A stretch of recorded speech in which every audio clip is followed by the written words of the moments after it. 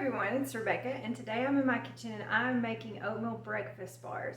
So when we first started on a real foods journey and I started reading packages on labels and kind of realizing what ingredients were in a lot of packaged goods that weren't really good, things you can't pronounce, I wanted to try to make a lot of stuff at home that I knew would be healthy and good for my kids. And a couple of those things I really want to learn how to replace was granola bars and breakfast bars, like the breakfast bars that have fruit in the middle of them that you get in the store. And so I have another video on granola bars that I will link down below. But these are just a plain breakfast bar. That's how I normally make them. Today I'm going to double the batch, and I'm going to do one plain, and on the other one I'm going to put in some raspberry jam to just kind of swirl it in there. I've made these and taken them to friends before, and I think when you add the jam in, it just kind of spices it up a little bit, makes it look a little bit more fancy. But like I said, usually I just make these plain, and my kids like to put their own jam on top, or they might like to put cream cheese on top, or they just eat them plain. But I'm going to make these up, and I'm going to show you how we're going to do that. So come along and watch. So these are the ingredients we're going to be using today. I've got butter in here. This is already melted. This is 4 sticks of butter for 2 batches. I've got baking soda, brown sugar, vanilla. These are old-fashioned oats. And then I have flour and salt and some red raspberry preserves. Now, I've used different kinds of flour before. I've used whole wheat flour. I've used all-purpose. This is an einkorn all-purpose flour. I think I've even done gluten-free before, the one-for-one mix that you can put in. So it's pretty versatile. You can mix any of those type of flours you want in it, or those are the ones that I've tried, and they've worked really well.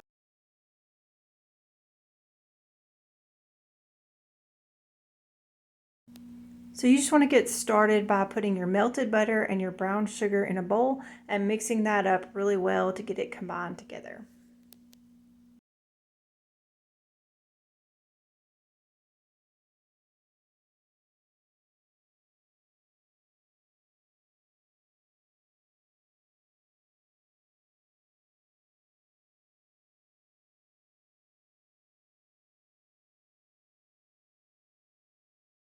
So next up, we're going to mix in our eggs, and I like to crack them individually into a bowl and then pour them in. I'm using 4 eggs here. If you're doing a single batch, you would just add 2, and then you want to mix those in really well. You can go ahead and put your vanilla in here as well. I just forgot to add it in, and so I mixed it in a little bit later. But you just want to mix that up really well, especially if your eggs are cold. It takes a little bit to get those mixed in. Now I'm adding in my vanilla. We're going to mix that in really well, and then we're going to move on to the dry ingredients.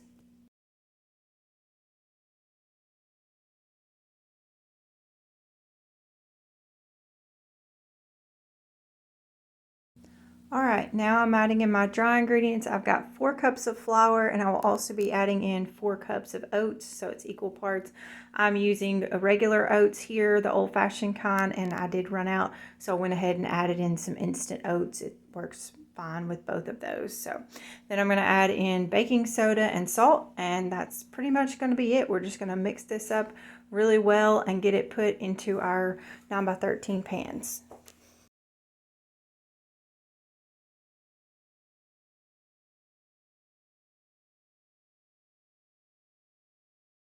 So now I'm greasing my pan by smearing some butter around in there. I didn't have any cooking spray, so I'm just using butter. And then I'm just going to portion my bars out into there and spread them out really good. I love this kind of all comes together in one bowl, and you don't have to use a mixer. It makes it really easy for kids to make, and they can just stir it up and put it in the pan. It's ready to go. So you just want to kind of spread those in there, and then I'm going to add some of these red raspberry preserves. So what I like to do is I just like to dollop it around in a few different places. I'm probably using about half this jar, so I would say it's maybe about 3/4 of a cup or something like that.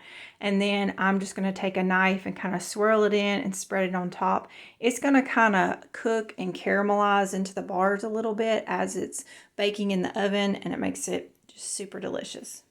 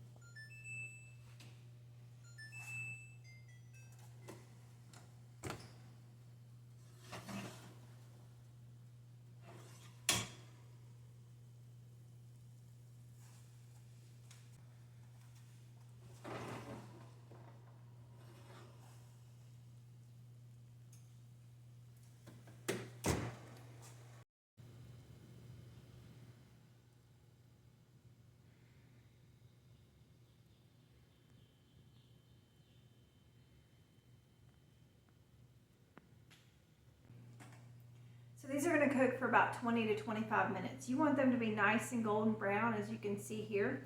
And I'm just going to let these cool completely, and then I'm going to cut them into squares, and I'll put probably half of them in the freezer, and then I'll leave the rest out. I've got some hungry VBS workers coming in tonight that are going to want a snack, and they're going to be hungry when they come in, so I'm going to let them have some of these. But these are great to have in your freezer and pull out your fridge. You can just leave them out on the counter for a few days, but if you want them to last, I definitely recommend kind of portion them out, because with all that butter in there, they're super great and they will go really quick. So I hope you try these, and I hope you have a great day. Thanks so much for watching.